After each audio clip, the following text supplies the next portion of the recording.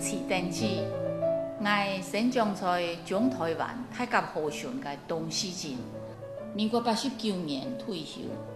退休之前呢，我到东西国小父母的是发觉到讲，我班级的学生唔晓讲客话，我感觉到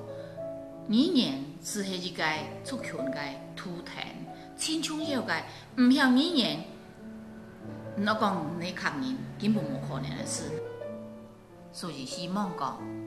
呼吁所有的乡亲、所有的家长，阿托夫卡同样细人讲卡，不管讲哪个卡，